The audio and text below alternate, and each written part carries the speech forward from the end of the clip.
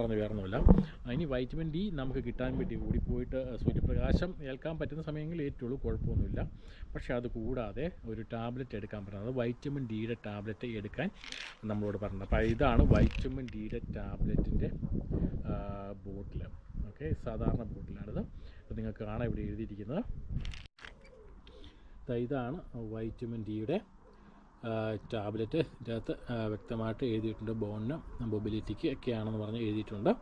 അതുപോലെ high strength നൽകുന്ന സംഭവമാണ് വൈറ്റമിൻ ഡി. അപ്പോൾ ഇത് നമ്മൾ ഒരു ദിവസം ഒരു ടാബ്ലറ്റ് വെച്ച് കഴിക്കണം എന്നാണ് ഇവർ പറയുന്നത്. ഈ ബോട്ടിലിൻ്റെ അകത്ത് അല്ലെങ്കിൽ ഈ ഒരു എന്താണ് പറയുന്നത് ക്യാനിൻ്റെ അകത്തുള്ള 90 ദിവസത്തേക്കുള്ള വൈറ്റമിൻ ഡിയുടെ ടാബ്ലറ്റാണുള്ളത്. ഞാൻ നിങ്ങളെ ടാബ്ലറ്റ് കാണിച്ചു തരാം. ഇതാണ് വൈറ്റമിൻ ഡിയുടെ ടാബ്ലറ്റ്. അപ്പോൾ ഈ ടാബ്ലറ്റ് നമുക്ക് ഇവിടെ ഏത് സൂപ്പർ മാർക്കറ്റിലൊക്കെ മേടിക്കാൻ കിട്ടും.